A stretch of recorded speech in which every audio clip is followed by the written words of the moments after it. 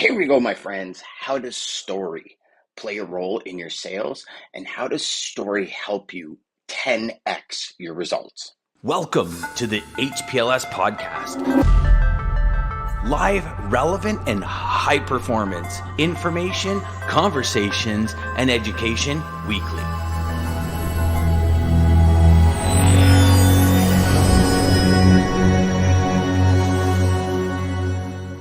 Hey everybody, welcome back to Sales Chatter. And today I want to talk to you about story. Now,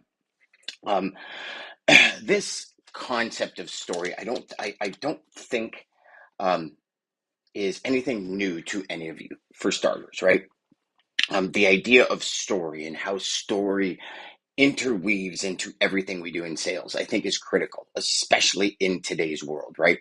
I think the more you're able to tell stories, the more you engage people. If we look at movies, right? Movies bring you into the movie because of the storyline, right? It's typically a storyline they call the hero's two journeys. If you do a lot of research on stories and stuff, there's always a journey that the hero goes on. But what I want to talk to you about today was an interesting concept that came up. Maybe not even a concept, interesting thing that came up. A couple of years back, I was going through a process in my business where I said, I really want to know why. Like why people deal with me. Why do they like me? Why? Because if I can really understand that nucleus, I can bring that nucleus forward when I'm adopting my ideal client profile, when I'm doing all of that. And so I started making phone calls to all my customers. And one customer in particular, when I called him, I said, I'm wondering why you work with me. Like what was the big thing that where you went, aha, and you said, I'm going from not working with Dan to working with Dan. And he said, Dan, you never sold me. And I went, what? Like, what do you mean I never sold you? Like, we're doing business together, so obviously I sold you. He goes, no. You sold me, but what you did instead of telling me what you can do is you shared stories of results about other customers. And it was an interesting conversation because I stopped and I went, really? I go, tell me some. So he started reciting some of the stories that I don't even recall saying to him on sales calls. Now, some of you might be thinking, that's great, Dan. I have no stories, and I'll get to that in a minute. But what he had said was, when I talked to you, Dan, about you'd ask me a question. He goes, and then you made sure you understood my answer. He says, and then what you did is you told me a story on a similar situation with another prospect, customer, whoever, that you actually resolved for them. He says, and what it did for me, and this is the nucleus and the key part here. He said, what it did for me was it allowed me to see myself in that position. And I went, wow. And that's where I had my QCESP framework was born. It was actually on that call. Because when I hung up from that call, I said, okay, how do I scale this? How do I implement this in every single call, every single email, everything all the time? So I came up with a framework. And in essence, a framework for all of you, if you're not aware of it, and I apologize for my voice, I've got a cold. If you're not aware, a framework is just simply a process. And once you establish a framework, no matter what happens, you're always going to know what your next step is because you're following that framework. So it's a process. So what I did is I developed this QCESP. Now, I'll tell you quickly about the first two pieces, but I really want to get into the ESP part in this podcast. So the first one is qualify, right? And then second one, the Q is qualify. The C is clarify. And then the ESP is expert story positioning. So let's review this very quickly. So Q, qualify. What's your primary and secondary reason for adding or switching a service provider? That's my qualifying question. Okay. Clarify. Well, then it's price and service. Okay, what do you mean by price? That's the clarifying question that I ask. What do you mean by service? And the reason I frame it in a two-prong is because I always want to be able to jump back and forth from two different points, because what it does is it's opening up the conversation, right? If you ask one question that's get one answer, you have kind of one path to go on. Excuse me. If you ask a question that gives you two answers, or in your question, you're requesting two answers, you can run on two paths. And there's always going to be a high path and a low path. So price for me is a low path, high path is service, right? So, and then what I do is once I clarify exactly what that one and two is, I have what I call a story reservoir that I share stories about the situations that they're in.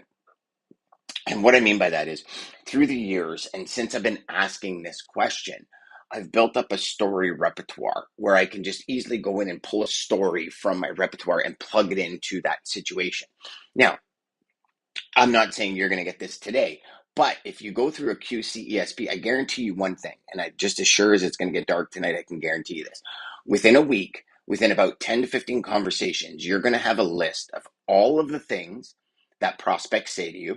That list, you just take corresponding stories in your business and associate them to that list. Now, what that means is if somebody says, well, I'm all about price, and you say, well, what do you mean by price? Well, I send out a list and I get 30 people that reply, and then if the one person that gets to me quickest with the best rate wins. What story do you have that's either going to plant a seed of doubt in the prospect's mind? Because and here's the thing, and for all of you shippers watching and listening to this, the fact is doing that actually artificially inflates the market. Because if you have X amount of brokers calling the same carriers, let's call a spade, right? We're all calling the same people. And if you, when you're talking A to B, so if you're talking, Dallas, Texas to Toronto, or Dallas, Texas to Miami, like whoever you're looking for, if there's 10 people working on that lane, there's 10 people calling pretty much the same people. They're going to do some of them are going to have, their own carriers in their pocket, which might not call the same people, but the majority of people are going to post that shit. They're going to do a query and they're going to try and find a truck. Like it's not, it's not rocket science how we get equipment. Okay. So let's call a spade a spade. So what you do is you find a story that matches that. So whether it be reading an article, whether it be, I read an article up in DAT blog or FreightWaves or Journal of Commerce or, Shipping Today or Supply Chain Management or whatever it is.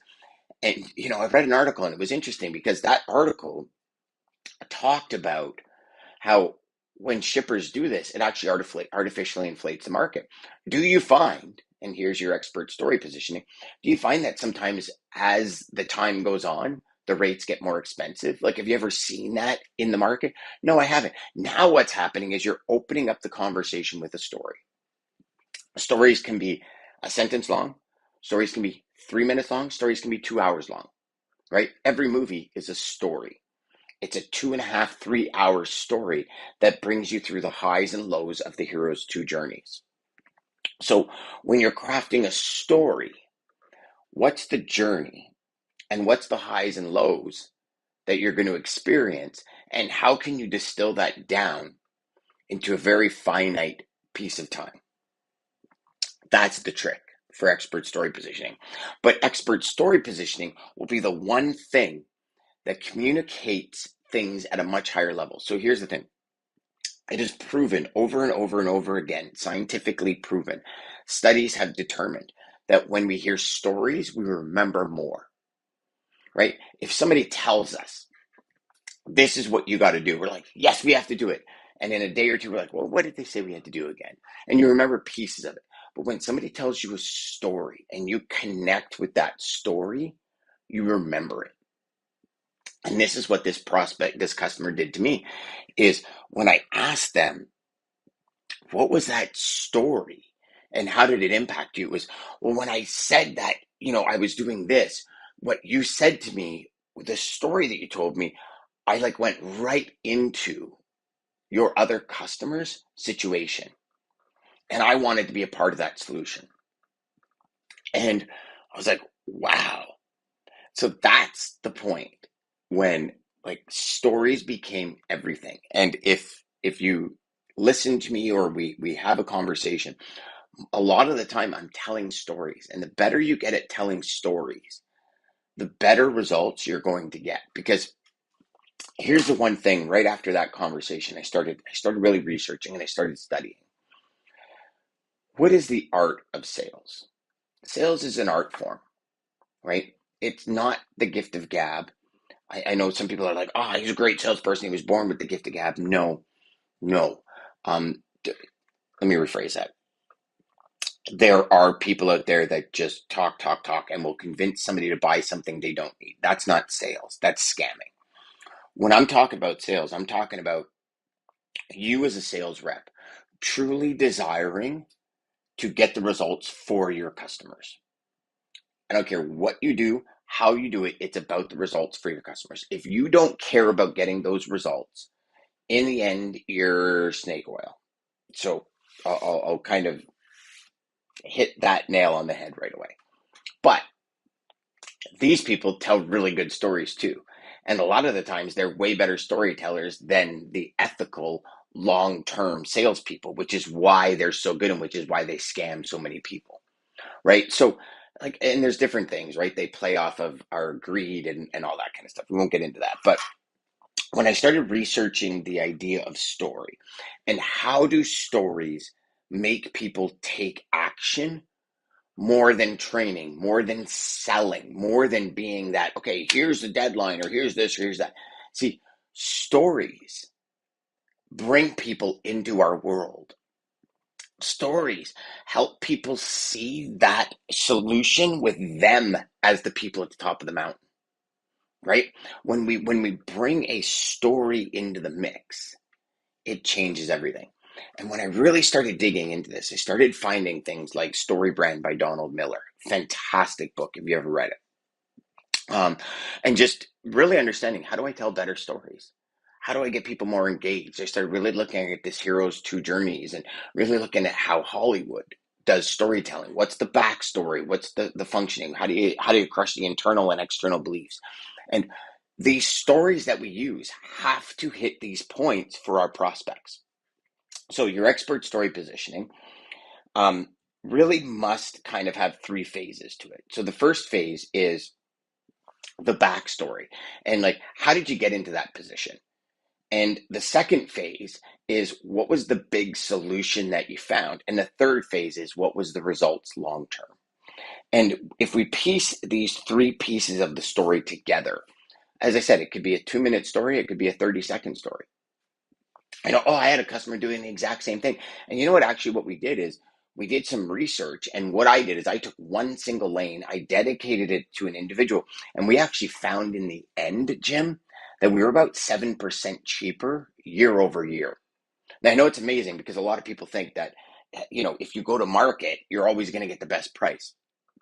But that relationship sometimes supersedes the market numbers.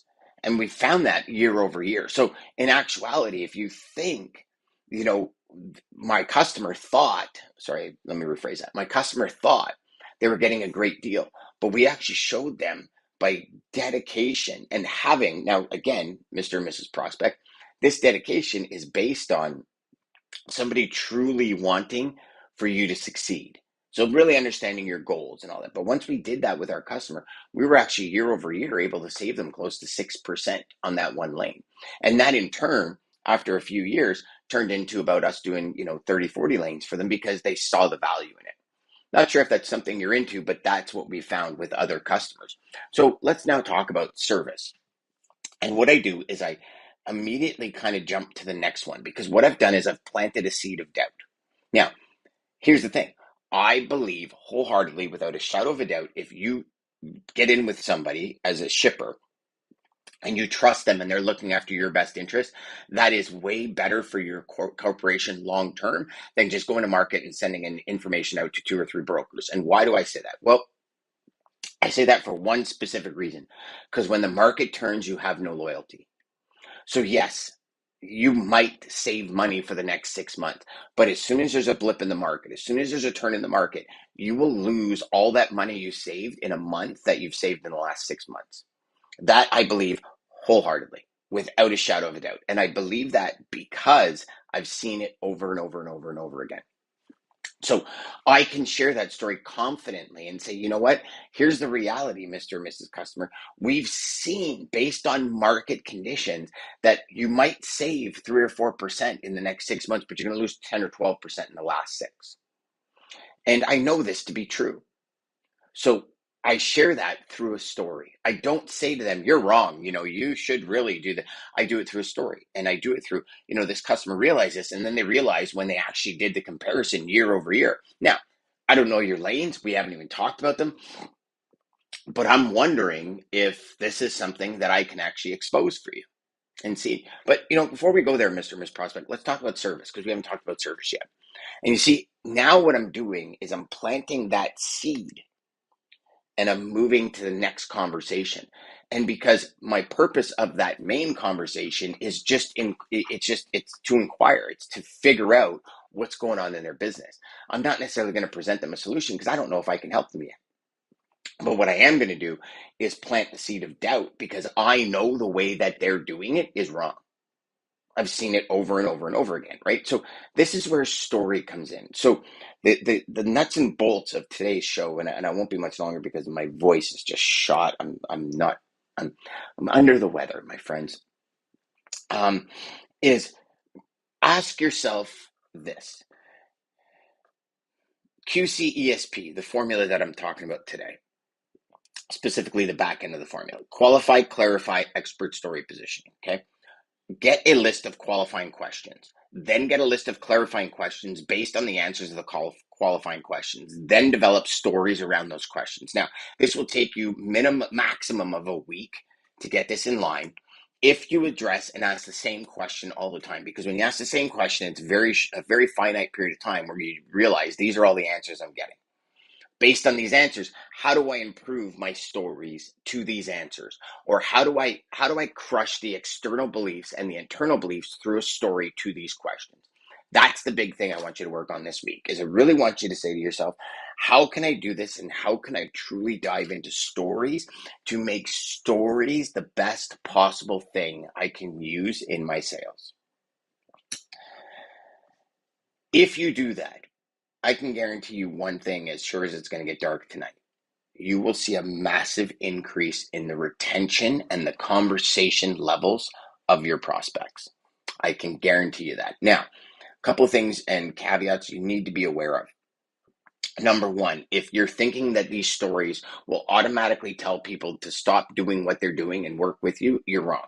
Because here's the thing: is there's an internal and external belief system that we all have. And when we put something into place, or something's quote unquote working, we're very hesitant to break that and make it better. Okay. I'm a big believer on, if it's working, break it and make it better. Most people are a big believer on, if it ain't broke, don't fix it. However, we have to understand the difference between improvement offers and new opportunities. And this will be a topic for tomorrow, where I'm going to talk about new opportunities over improvement offers. But for today, just go out there, have the conversations, choose one question to ask every single cold call. And even if you get 5 people on the phone today, that will give you 5 points to get closer to that destination. Go out and do that. And tomorrow, what we're going to talk about is a new opportunity to really help you solidify this ESP and really help you bring this home for your prospects. Until then, my friends, go out there, make every call educational, and crush your sales. We'll see you tomorrow. Take care.